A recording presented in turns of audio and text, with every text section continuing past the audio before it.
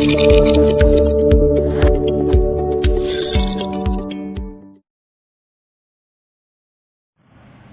हम लोग बात करेंगे यहाँ पे क्लास 9th की बायो के बारे में। जो पहला चैप्टर है उसका नाम है the fundamental unit of life.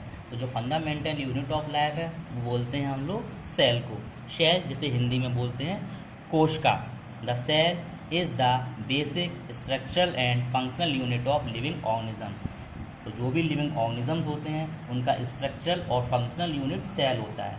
अब ये होता क्यों है, जैसे हमारी बॉडी ऊपर से नीचे तक जो बनी हुई होती है पूरी सेल के द्वारा ही बनी हुई होती है, इसलिए हम लोग सेल को इसका स्ट्रक्चरल यूनिट बोलते हैं। और फंक्शनल यूनिट इसलिए बोलते हैं क्योंकि हम जो भी फंक्शन करते हैं, हमारी बॉडी जो भी फंक्शंस करती है वो सेल के द्वारा ही करती है, इसलिए इसको फंक्शनल यूनिट भी बोलते हैं।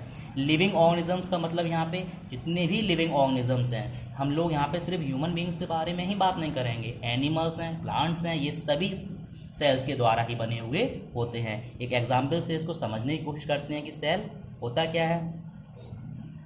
जैसे ये पूरे घर का स्ट्रक्चर जो बन के तैयार हुआ है, जब कई ब्रिक्स मिल जाती हैं तो ये पूरा घर मिल के तैयार होता है, इसका पूरा स्ट्रक्चर बन के तैयार होता है। तो इसकी जो स्मॉलेस्ट यूनिट है, जो सबसे छोटी इकाई है, क्या कहलाएगी? ब्रिक। इसी प्रकार हमारी बॉडी जो बन के तैयार होती है उसमें जो सबसे छोटी इकाई होती है वो सेल की होती है। इधर देखते हैं, सेल जब ग्रुप ऑफ सेल्स मिलते हैं तो बनते हैं टिश्यूज़, जब ग्रुप ऑफ टिश्यूज़ मिलते हैं तो बनते हैं ऑर्गन, और जब ग्रुप ऑफ ऑर्गन्स मिलते हैं तो बनता है पूरा ऑर्गन सिस्टम, जैसे रेस्पिरेटरी सिस्टम है, एक्सक्रीटरी सिस्टम है, डाइजेस्टिव सिस्टम है, एट्सेट्रा। और जब ये पूरे मिल जाते हैं तो इस प्रकार हमारी पूरा ये ऑर्गेनिज्म बन के तैयार हो जाता है, यानी हमारी पूरी बॉडी बन के तैयार हो जाती है। तो हमारी बॉडी का जो पूरा स्ट्रक्चर बन के तैयार होता है तो उसमें मेन रोल सेल का ही होता है। इस प्रकार इसको हम लोग स्ट्रक्चरल यूनिट बोलते हैं। अब इसको फंक्शनल यूनिट इसलिए बोलते हैं, जब भी कोई एक सेल फंक्शन करेगा तो फिर ग्रुप ऑफ सेल्स फंक्शन करेंगे, मतलब टिश्यूज फंक्शन करेंगे। इस प्रकार से प्रोसेस चलता रहेगा, यानी तभी हमारी पूरी बॉडी फंक्शन कर पाएगी। तो इसलिए सेल को हम लोग फंक्शनल यूनिट भी बोलते हैं। अब सेल शब्द आया कहाँ से है, इसकी खोज किसने की थी, इसके लिए हम लोग पढ़ेंगे discovery of cell. Cells were first discovered by Robert Hooke in 1665।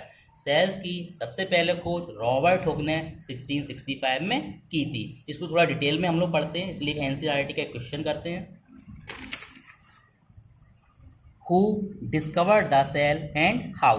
Cell was discovered by Robert Hooke in 1665। जैसा कि हम लोग पीछे पढ़ चुके हैं, सेल की सबसे पहले खोज रॉबर्ट हुक ने 1665 में की थी। He observed the cell in a thin slice of cork with the help of primitive microscope। Cell की खोज करने के लिए इन्होंने एक थिन स्लाइस ली थी कॉर्क की। अब ये कॉर्क क्या है, कहाँ से आता है? जो ट्रंक ऑफ ट्री होता है, यानी पेड़ की जो छाल होती है उससे हम लोगों को कॉर्क मिलता है। और ये कॉर्क इन्होंने अपने द्वारा बनाए हुए माइक्रोस्कोप में देखा। The cork resembled the structure of A Honey comb. तो जो कॉर्क का इनको स्ट्रक्चर दिखाई दिया वो हनी कॉम्ब की तरह दिखाई दिया, मतलब कि मधुमक्खी के छत्ते की तरह। Robert Hooke called these boxes cellula. Robert Hooke ने इन बॉक्स का नाम सेलुला दिया, विच मीन्स लिटिल रूम, जिसका मतलब होता है छोटा कमरा। इनके द्वारा बनाया हुआ माइक्रोस्कोप दिखाते हैं आपको, ये रॉबर्ट हुक्स माइक्रोस्कोप। इन्होंने कुछ इस तरीके का माइक्रोस्कोप बनाया था और यहाँ पे इन्होंने कॉर्क को रखा था। तो जब इन्होंने उसको देखा तो उसका स्ट्रक्चर कुछ इस तरीके से दिखाई दिया, ये हनी कॉम्ब की तरह। और ये जो गोल गोल हैं इसका नाम इन्होंने दिया सेल। एक चीज़ और ध्यान रखिएगा, जो रॉबर्ट हुक ने जो एक्सपेरिमेंट किया था वो डेड सेल के ऊपर किया था, जो कॉर्क होता है वो डेड सेल होता है। और ये रॉबर्ट हुक की पिक्चर है। अब आगे जो साइंटिस्ट हुए इनके बारे में बात करेंगे।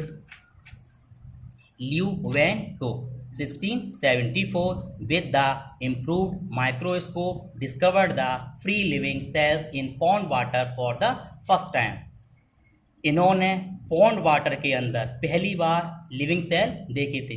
तो अगर ये पूछते हैं कि सेल की सबसे पहले डिस्कवरी किसने की थी तो रॉबर्ट हुक का नाम आएगा, और अगर लिविंग सेल्स के बारे में पूछते हैं तो ल्यूवेन हुक का नाम आएगा। ध्यान रखिएगा इस बात को। और इसके बाद रॉबर्ट ब्राउन आए in 1831 discovered the nucleus in the cell. Cell के अंदर न्यूक्लियस होता है, इसकी खोज रॉबर्ट ब्राउन ने 1831 में की थी।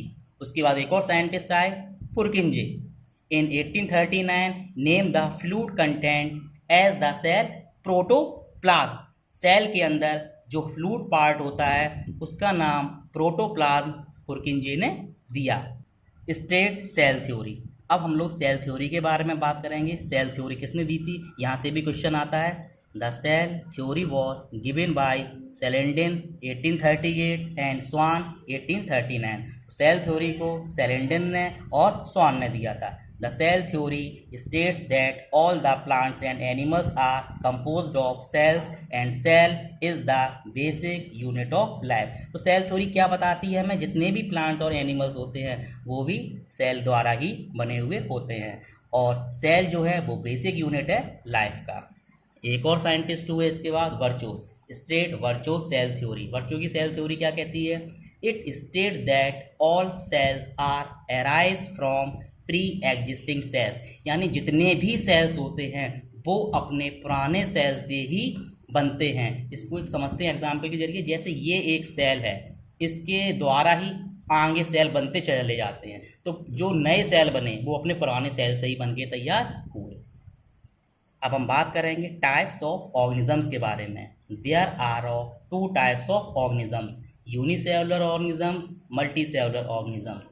यूनिसेलुलर ऑर्गेनिजम्स हम लोग किसको बोलते हैं, तो ऐसे ऑर्गेनिजम्स जो सिंगल सेल से मिलकर बने हुए होते हैं उसको हम लोग यूनिसेलुलर ऑर्गेनिजम्स बोलते हैं। If the organisms are made up of single cell they are called unicellular organisms. Example amoeba, chlamydomonas, paramecium and bacteria.